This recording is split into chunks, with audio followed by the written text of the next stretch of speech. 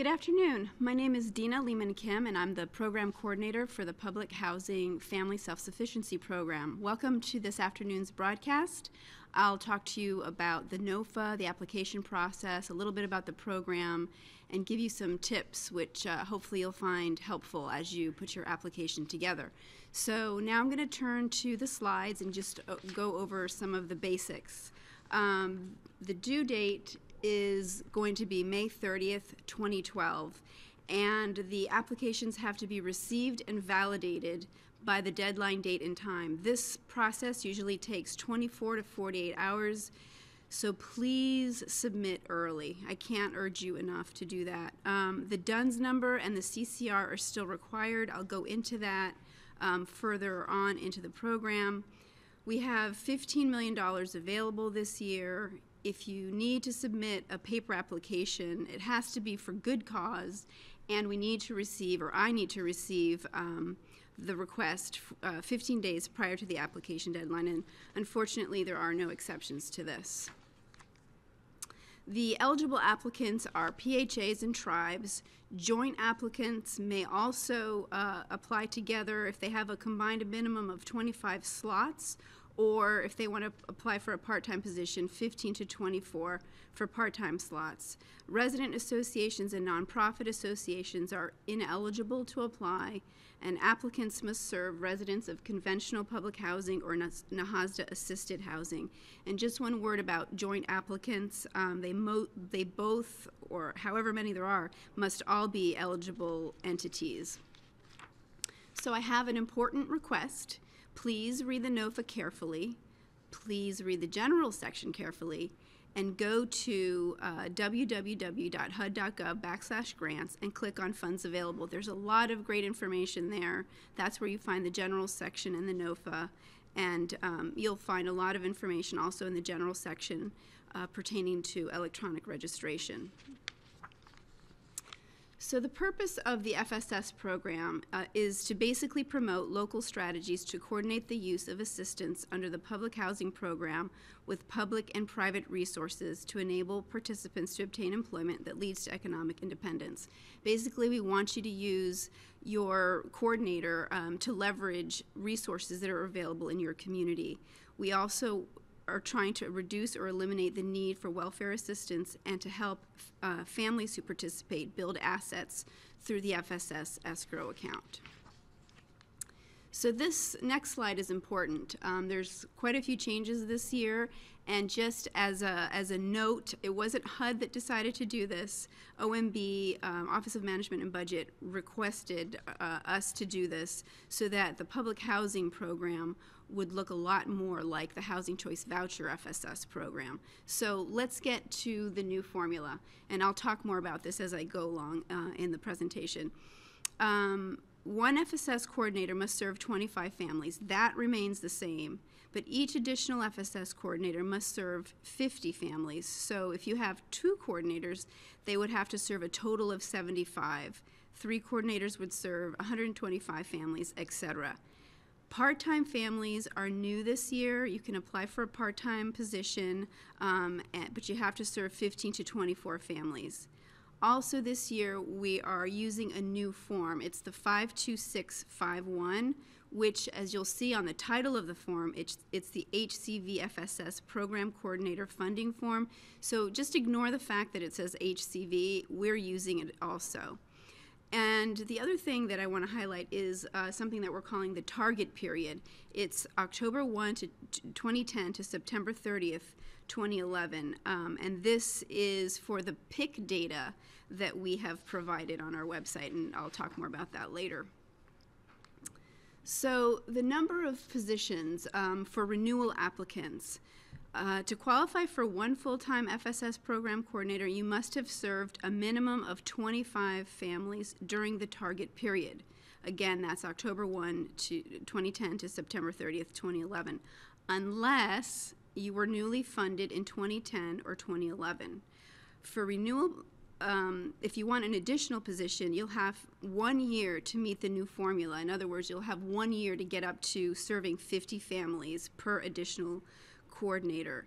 A word of caution. if you feel that you won't be able to meet the formula by the end of the grant period, you shouldn't apply for more than what you realistically can accomplish. So, part-time positions. If you have not met the 25 slot minimum, you're eligible to apply for a part-time position if you have filled 15 to 24 slots during the target period. And remember, you have to have an amended FSS action plan on file with the field office to reflect this. Again, if you look at our PIC data, which is posted on our website, and it's incorrect, please submit your own ad hoc report, but make sure it's for the same target period, and I'll also go into this a little bit later. So if renewal applicants also do want to expand their FSS program, they can apply for additional positions if, again, during the target period they have served 50 more families than the previous level. So again, the first coordinator is 25 families, the second would be 75 families, and the third is 125 families. New applicants have to have a HUD-approved FSS action plan on file with a local HUD field office approving a 25-slot program. You can also apply, though, if you don't want a full-time coordinator or wouldn't qualify for one, you can apply for a part-time coordinator, and that would be for 15 to 24 slots. And again, the FSS action plan has to reflect this.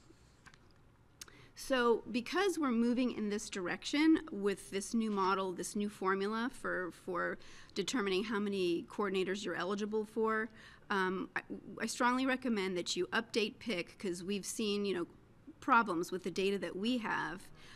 Consider your current FSS program size and whether it's feasible for you to expand under the new formula, and please fill your slots.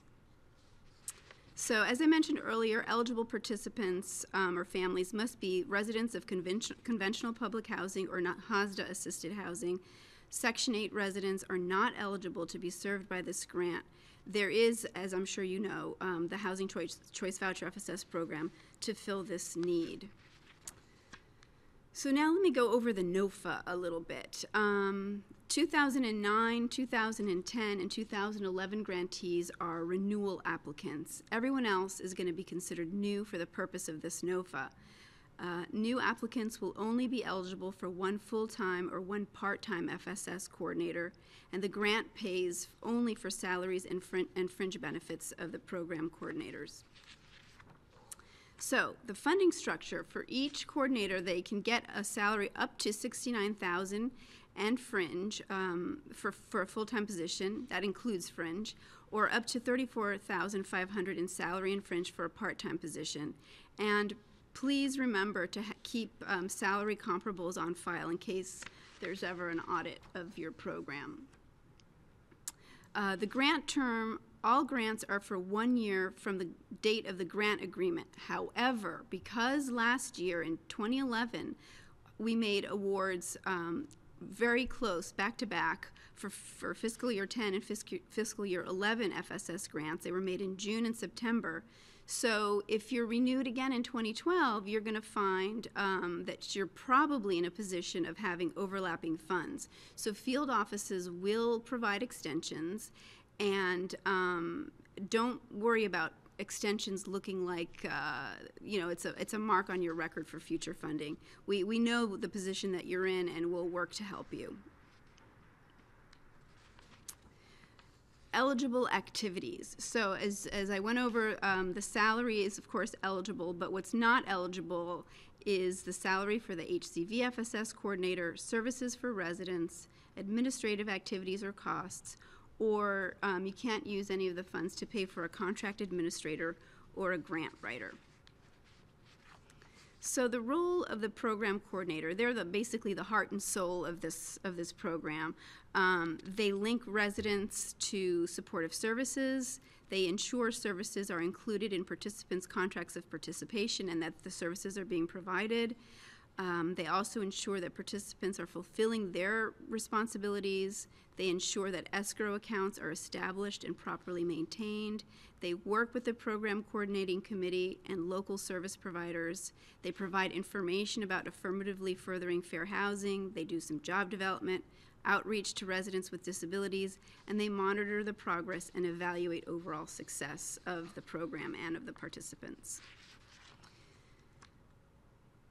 So, additional program requirements. PHAs must use a program coordinating committee to secure the necessary resources to implement the FSS program. So that means that you have to go into your community and identify local businesses, nonprofits, organizations that can really meet the needs of your residents. And you may share the PCC with the Housing Choice Voucher FSS program and the Ross Service Coordinator program if that PCC will meet all of their needs. More on program requirements. Participating families must enter into a contract of participation which is designed to last 5 years. So even though the grant term for this grant and for all FSS grants is 1 year, the PHA must be able to sustain its FSS program for 5 years. So think seriously before establishing a new program or expanding a program, because not getting funded by HUD is not a good reason to invalidate contracts of participation. Another program requirement are the escrow accounts. They must be computed using the guidelines in 24 CFR 984.305, and they are all required. They're required for all FSS programs. So let's get to putting your application together. When you go to to download your application from Grants.gov, you'll find this page. And there are 2 links. One is the download application instructions, which is the first link, and the second link is download application package. And there you'll find all of the materials that you need to apply on both of those links. The first screenshot that I'm showing you is for the instructions download, and here you'll see a list when you go there of all the forms that are part of the instructions download. Most of these are required. Some may not be for you in particular, but we'll go through all of the forms and which ones are required. The other part of the Grants.gov application is this screen. So when you go to download application package to that link, you'll see this screenshot. And all the forms will be listed on the left-hand side. So to open a form, you have to move it from the left-hand box to the right-hand box. And if you have moved a form to the right, the system will assume you want to submit it and will not let you until you fill in all of the mandatory fields, which are highlighted in yellow. If you do not want to submit it, then move it back to the left. Another point is, if the form is optional in the NOFA and does not apply to you, you do not need to submit it. So now let's go through the list of forms. The SF 424 is required. The SFLLL it may not be applicable to you if you're not engaged in any lobbying activities. The 52651 is the new form that I was referring to. It's the HCV FSS program form, but it's now the form that we are using, and it'll tell HUD how many positions you've received and how many you are now applying for. So this form is required. The 2880 is also required. The 2993 is required only if you're submitting a waiver to submit a paper application. The 96011, the facsimile cover sheet, is required. The 2991, which is the certification of consistency with the consolidated plan, or a copy of the signed PHA certification of compliance for the applicant's current annual PHA plan. One of those is required. And certification of consistency with the Indian Housing Plan is required. So one or the other, depending if you're a PHA or a tribe, you have to submit one or the other. The 52755 is a sample contract administrator partnership agreement, and that is only for troubled applicants. The next slide shows you that the logic model is required. I'm sure there's no surprise there. The attachments form is required for you to attach the ad hoc report if you're going to give us information, your PIC information, and other forms that are part of the instructions download. The code of conduct is also required if you're not listed on our website, and the link is there. And these slides, by the way, will be posted on our funds available page. So we've posted the PIC data that we have, and it's called FSS Counts by PHA, so it's kind of hard to see on the slide, but when you go to our funds available page, you can click on it. And again, it's for the target period October 1st, 2010 to September 30th, 2011. This is what I took out a few of the columns that show field office and stuff like that, but the core of the information is here.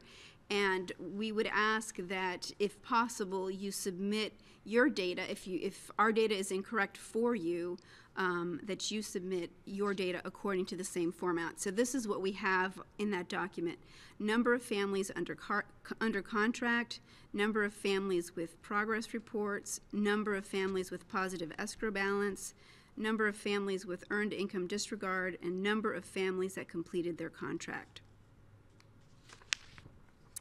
So, as I was saying, if HUD's data for the target period is incorrect, or if a PHA is not on our list, please submit your data using information from your PHA software tracking system for the same target period.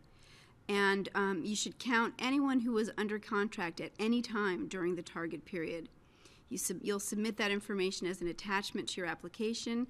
And again, as I mentioned, please, if you can, submit it in the same format as the one provided by HUD with the same information, because we may need this to calculate percentages in case we can't fund all eligible applications in a particular category. So now I wanted to spend a little time going over the new form, the 52651. Many of you have the HCV FSS program, so you'll know how to fill it out, but others may not. So for those, I'd like to go over this. So all applicants must complete Part 1. PHAs that currently administer public housing FSS programs will also complete Part 2. If you're not currently administrating an FSS program, you'll complete Parts 1 and 3. So for renewal applicants, this is the part of the form that you need to focus on. Part 2A asks for previously funded positions, the salaries for those positions, and salaries for positions you are requesting under this NOFA. Remember, the ratio of coordinators may not be 1-to-1 if you don't anticipate that you'll be able to get up to the target of 50 slots per additional coordinator. And then also enter the fiscal year in which you were last funded. If you want to ask for a new position to expand your program, you may do so in Part 2B, and then Part 2C totals Parts A and B. So for applicants that are not, that do not currently have an FSS program, they would fill out Parts 3A, and you're only eligible in Part 2B, you're only eligible for one full-time coordinator or one part-time coordinator. And again, 3C will total Part A and Part B, though you'll only be really applying for one position, so there's not a big problem there. And remember, all of these are subject to the salary comparability requirement, so make sure again that you keep salary comparables on file. But to request a part-time position, a PHA currently administering an FSS program would enter half or 0.5 in Part 2C1 of this form. And for those that don't administer an FSS program currently, they would enter half or 0.5 in Part 3C1. So now let's go to this part of the application where it talks about the policy priorities. Policy priorities support HUD's strategic plan, and there's 3 of the 5 actually that relate to our program. Policy priority 1, job creation and employment. Policy priority 4, knowledge sharing and capacity building. And policy priority 5, using housing as a platform for improving other outcomes. So you have to pick 2 in order to qualify in this NOFA for policy priority status, and I'll talk about how you do that. You do it with the logic model, something that we all know and love. You use the drop-down lists, and the NOFA really provides a detailed explanation of how to do it, but I'll go over one example for our purposes today. So we're going to take policy priority number 1, job creation and employment. So under services and activities, you would select this, one of these two or both. An activity output of policy priority, job creation, employment, partnership with Workforce Investment Board, and or policy priority, job creation, employment, partnerships with local unions to establish apprenticeship programs. But when you, in order to find these, you really have to scroll down in the drop-down list. So make sure you do that, or you might not find them. So step 2 is to select under outcomes. So you would select policy priority, any of these 4, all of them, one of them. I won't read them, but you can refer back to this, and it's also again in the NOFA. And the NOFA outlines how to do this for the remaining 2 policy priorities. So there are also general section threshold requirements, and I can't stress enough the importance of reading it so you're familiar with it. There's a lot of really good information in there. I know it's a dry document, but really please try to read it. There are timely receipt requirements. You have to have a DUNS number. Your CCR must be current. Remember that registration is only good for 1 year, and we had people earlier this year for a different NOFA scrambling because their CCR had expired. So please check now. You still have a month before you have to submit your application, so check now to make sure all of that's in order. There may be other threshold requirements that I haven't highlighted here that are applicable to you, so again, please read that general section. There are threshold requirements for applicants that are specific to the FSS NOFA. For renewal applicants, of course, eligibility is one. Performance and capacity requirements is another, and we've broken it down here into these 5 categories. So we're going to do a review of your submitted application materials, a review of your FSS action plan on file, program performance, meaning we're going to look at logic model submissions and budgetary reporting, timeliness of all of those things, and this performance review is going to be conducted on a pass-fail basis, so please make sure that you contact your field office to make sure that you're going to get a pass, or if there's anything maybe you can do in the interim to fix something. Also, make sure that you and the field are on the same page about how many slots you have approval for. So for new applicants, the program threshold requirements are basically the same. Again, eligibility, the performance and capacity requirements. We'll review again your submitted application materials.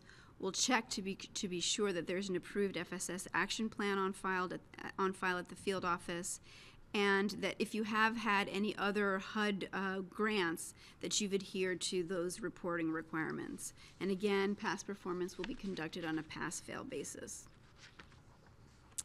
So these are additional requirements, program requirements for application submission. Again, the salary comparables, keep them on file. Make sure that you have an FSS action plan. If you're applying for a new program, or you want to expand your program and need to revise your FSS action plan, make sure to submit it to the field office with enough time for them to be able to review it and approve it. Remember, for troubled PHAs, if you're FOS troubled in any area by the deadline date of this NOFA, you must submit a contract administrator partnership agreement, even if you won't be troubled soon. So if the GMC sends you a deficiency about this, make sure you do it. So speaking about deficiencies, if you submit the old public housing FSS form and not the new required form, you will be able to submit the new form. Again, we went over it, but it's the 52651. If you're troubled and don't submit a contract administrator partnership agreement, you will be able to submit when the GMC will send you a deficiency letter. But make sure that you follow the instructions that the GMC provides to you for submitting information to cure a deficiency so that it can get corrected. So what's not required? This is probably the best slide in the whole presentation. There's no budget other than the SF 424. There's no rating factors, and there aren't any narratives required, so that's pretty cool. Now, we've divided the funding into categories. So category 1 basically are renewals. So we're applicants that were funded in 2009, 10, or 11 that meet the requirements of the NOFA.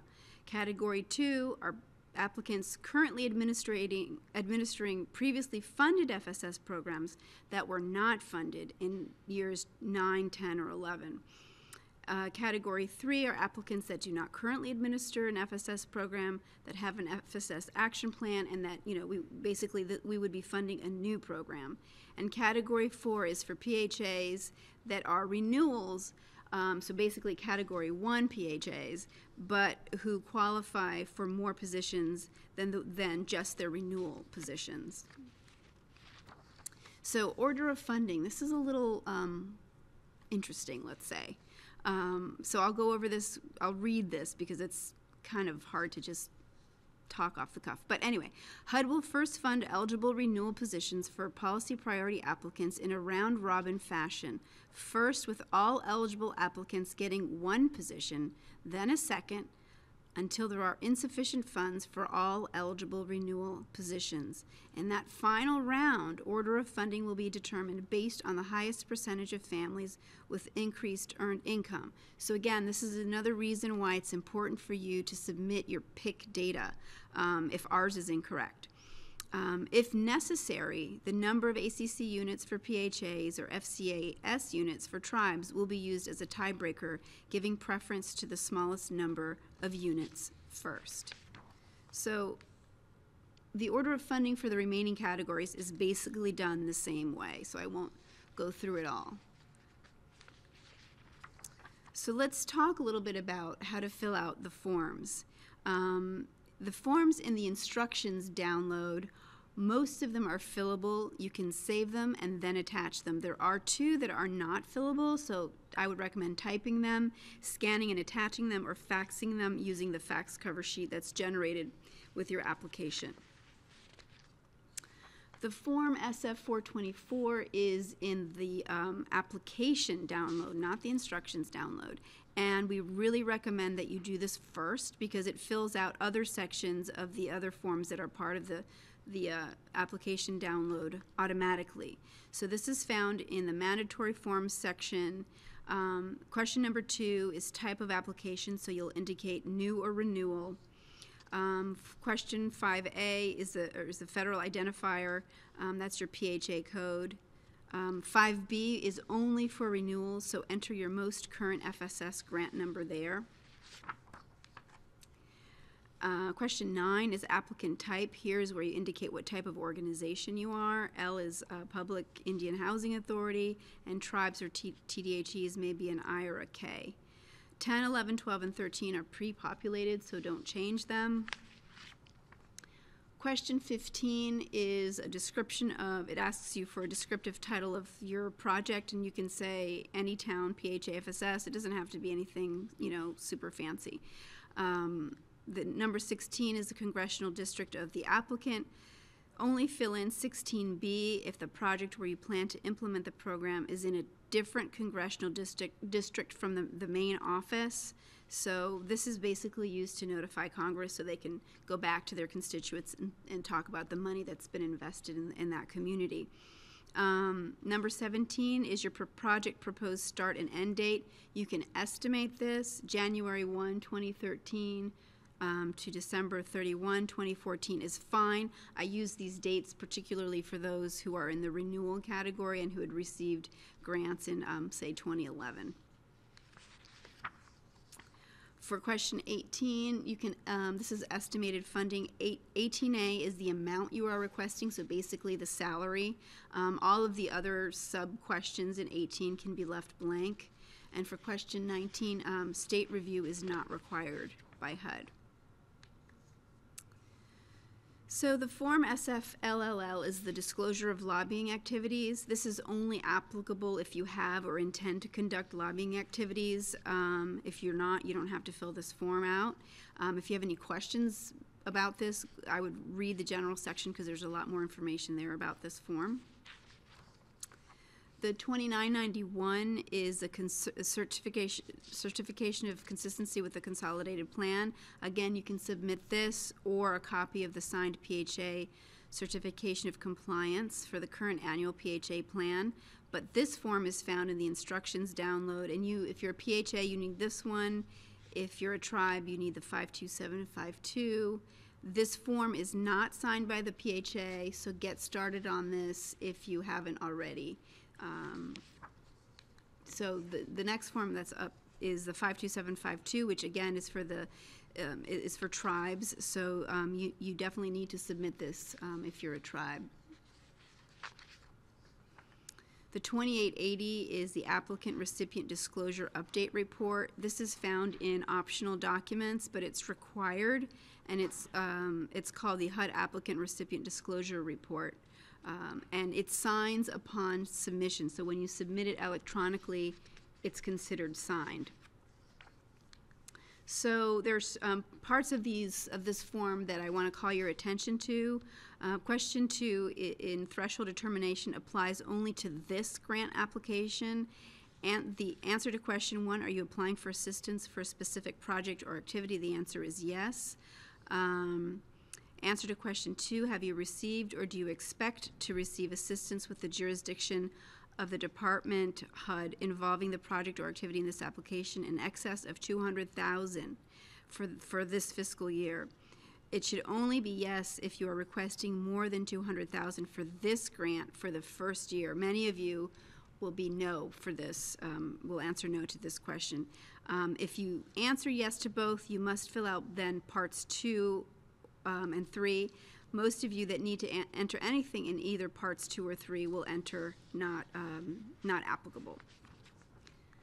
So another form that's required is the fax transmittal form, the 96011. So even if you're not submitting any faxes, you still have to submit the form, and you indicate no faxes with the submission and 1 for number of pages. This is found in the mandatory documents, and it's called HUD facsimile transmittal. The fax numbers to fax things haven't changed from last year, and they're listed on your screen. So let's spend a little bit more time on faxes. You use the form as the cover sheet if you submit any fax attachments, or they will not be read, so it's really important. If you want to, you cannot submit, even if you want to, because that sure would be the easiest thing to do, but you cannot submit an entire application with a fax cover sheet. Use a separate HUD, the fax cover sheet for each document and fax it separately. If you download the application more than once, make sure that you use the fax cover sheet that came with the version of the application that you ultimately submit. So if you resubmit your application electronically, you must wait for validation and then refax all faxes. So the logic model is also required, as I mentioned. It's found in the instruction download. It's an Excel file, and please do not make it into a PDF. You may want to watch a past webcast on the logic model. They're archived, and I'll give you some screenshots so you can find out where you can get them. So when you're filling out the logic model, make sure that you enable the macros, read the directions regarding the security settings. Remember, there's the drop-down menus where you can select your activities and your outcomes, and that's also where the policy priorities will be found. You only need to fill out year 1. And all of your activities and outcomes do not necessarily need to be one-to-one. So this is how you can find an archived webcast on the logic model. So you go to the HUD homepage, click on resources, then you'll get to webcasts, click on webcasts, and then there's a link there for archives. There's a spreadsheet that lists all the archived webcasts, and you can find it there. So for the logic model, in addition to it being part of your application, it's also used for reporting. It's an annual report instead of semi-annual. I think in years past it was semi-annual. Reports are due 30 days after your grant has ended. Annual reporting also includes the Federal Financial Report, which is the SF 425. And you also have to report on the 50058. There's also one for MTW agencies, so make sure to report on that. I want to give you another reminder. I mentioned the Code of Conduct earlier, but make sure that you have one. You don't have to submit one if we have you on file, and you can check on this link if we have you on file. And none of the following has changed. If the executive director, the address, or your organization has changed, then you'll have to update your Code of Conduct. I think in years past, applicants had to submit a statement on affirmatively furthering fair housing, but now the NOFA identifies actions that the Public Housing FSS coordinator must take, and you'll find those on page 20 of the NOFA, so you don't have to submit a statement, but be sure to document your compliance in your program records. Section 3 applies to FSS. There are separate reporting requirements that have been required in the past, which include an annual HUD 60002 paper or online submission.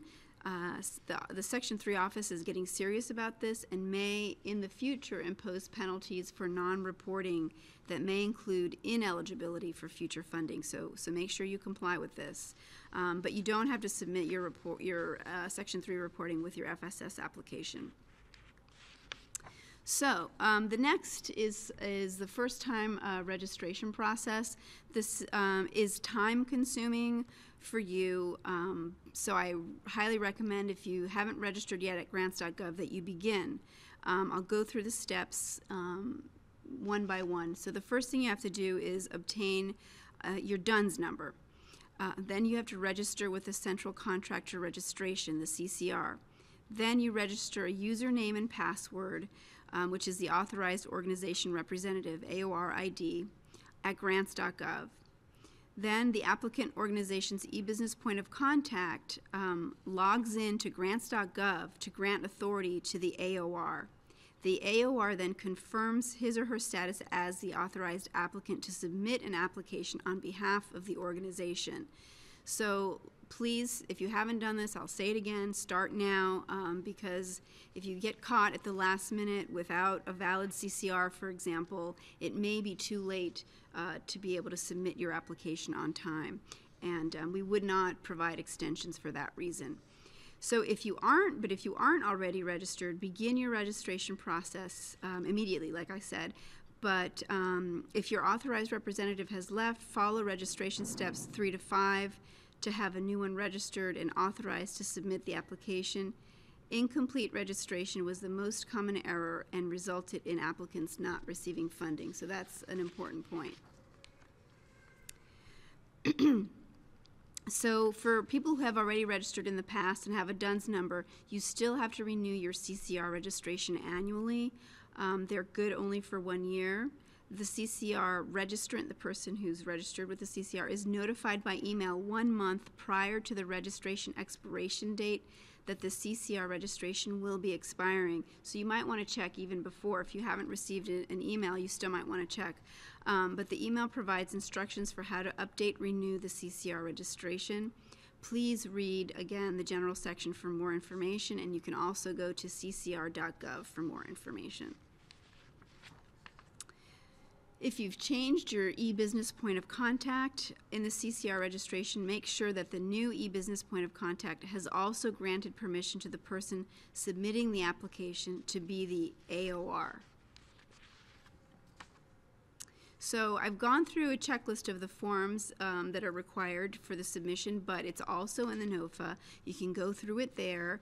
You don't have to submit the checklist with your application, but it's just meant to be a helpful tool for you.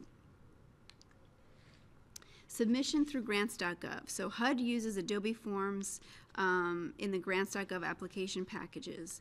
They are compatible with Microsoft Windows Vista operating system, Apple Macintosh computers, and Microsoft Office 2007. The general section has information on downloading the latest version of Adobe Reader. Before you can view and complete the application, you must have a compatible Adobe Reader installed. Some forms are only fillable and not savable unless you have Adobe Professional. Some are not fillable, as I mentioned. If you have Adobe Professional, you may need to reset your default, so please see the general section for more information on this. So the forms in the instructions download should be saved to your hard drive, completed, and then attached to your electronic application package for submission to Grants.gov. We recommend that you do not download the application and save or attempt to upload from a USB flash drive. Applicants have had difficulty with this in the past, so save and upload from your hard drive. And also, if more than one person is working on the application package, all must be using the same software system. This is also important this is how to name your attachments. Label them clearly. The general section has more information, but please name it exactly what it is and who you are if you can. Also, for the logic model, use the naming conventions in the logic model instructions in the form. File names with more than 50 characters. HUD recommends 32 characters. With any special characters or spaces will result in a rejection for a virus detect error. So failure to follow attachment naming requirements may result in a rejected application. So please be careful with this, and if you have more questions about it, the general section has a lot of useful information. So here's an important reminder. In the Grants.gov application package, only the Adobe forms, such as the SF424, are identified as mandatory, but the logic model, which is in the instructions download, is also required. So make sure that you're submitting all of the required documents. When you're attaching your documents, use only the formats indicated in the general section. Grants.gov recommends using Internet Explorer to submit your applications. If you zip your attachments, use only WinZip. You can zip in only normal or maximum options. And again, the general section has more information on this. So the PDF forms are only savable if you have Adobe Professional 8.0 or higher. If you do not have Acrobat Professional, fill out the form and print it out and fax it in with a fax cover sheet. The fax number can be found in the general section of the NOFA. I listed it earlier, but please do not send any of your faxes to the program office. And I recommend faxing everything that you attach just in case so that it gets attached and faxed. So if you choose to attach saved PDF files, please, after you save them, open them back up. Grants.gov allows you to do that. The attachment form allows you to do that, to see whether what you entered is really saved. If you have just the free version of Acrobat Reader, you will not be able to save again, so you'll probably just be saving a blank form. Be careful with that. As I've said repeatedly, the general section publication has lots of information on registering. When you are at Grants.gov, download application package at that page, enter only the CFDA number to pull up the FSS application package. You can register for updates with Grants.gov, and you'll be given that option when you go to download the application and instructions. Watch our funds available page for FAQs, and these slides will also be posted there. Grants.gov, again, as I mentioned earlier, register early. We can't stress that enough. If you haven't already registered, do it now. The registration checklist and other information can be found at Grants.gov Get Started. You can view a webcast on electronic registration and application submission on our website. And so now let's assume you've gotten everything you needed and you've submitted your application. So upon successful submission, applicants will receive an email notification confirming receipt and indicating that the application is being validated. The validation process will be completed in approximately 24 to 48 hours. You'll then get a validation email. It's only at this point that you can breathe. You may resubmit as many times as you want. The last validated submission will be the one that's reviewed. Remember, if you resubmit electronically, you must resubmit your faxes. And again, I highly recommend that you submit your application as soon as you can and not wait till the very last day. If the application does not pass the validation check, it will be rejected and you will be notified for the reason of the rejected application. Do not assume that the application has been successfully submitted until you receive the validation notice. If a rejection notice is received, you must correct the error and resubmit. If you are rejected and you receive the rejection after the deadline, you will have a 24-hour grace period from your rejection notice to resubmit. So, in order to find out your status, you can check on Grants.gov to see the status of your application. You'll know that HUD has received the application you submitted when it says your application has been reviewed by the grantor agency and assigned an agency tracking number. That means it's been received and validated, and there's nothing else that Grants.gov can tell you after this. Now you just wait. So here's a few hints that we wanted to share with you. If there is a problem with your application submission, an email will be sent to the person designated in your registration, not in your application, because we will not have been able to read your application yet. So make sure that the person designated in your registration is checking his or her email in anticipation of a validation email. And also make sure that someone will be available to cure deficiencies both at the time of application submission and during the competition processing time. So this is very important.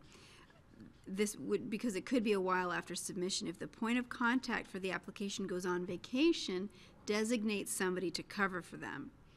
In fiscal year 11, the GMC sent faxes, but also alerted applicants by email that a fax was coming. If the fax didn't go through, they send it snail mail. So other hints: save every email correspondence, email validation, the log number, call number every time you call the help desk.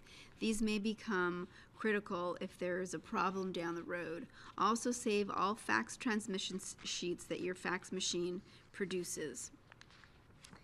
If you need help with Grants.gov, you can call the number that you see on your screen, or you can send an email to support@grants.gov. You can also check grants.gov or /gov.blogspot.com, but please try not to call us with grants.gov questions because we really can't do much. So here's some important resources. I've mentioned the funds available page. It's a lot of good info here.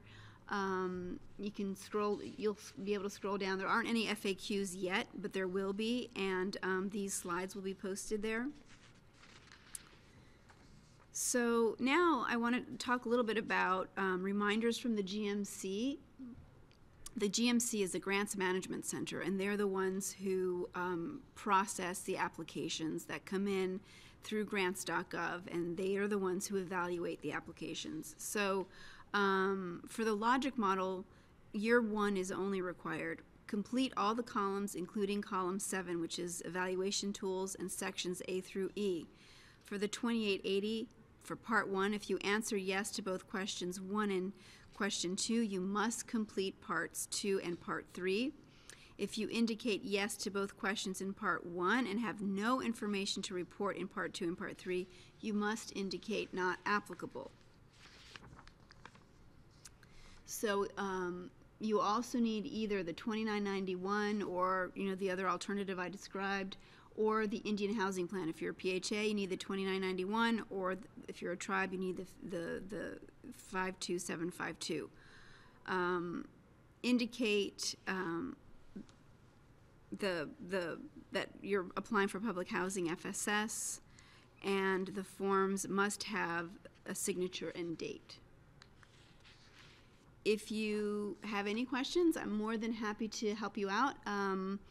Within certain limitations, I can't help you prepare your applications, but if you need some sort of clarification, please feel free to email me or call me at 202-402-2430. If I don't answer right away, please leave a voicemail with your specific question so that I can leave you a specific answer in case you're not around. In that way, I can take care of your question as soon as possible. If I'm not around, you can also contact my supervisor, Ron Ashford, and his email and phone number are on this slide. So these slides will be posted to our Funds Available page, and I thank you all for watching.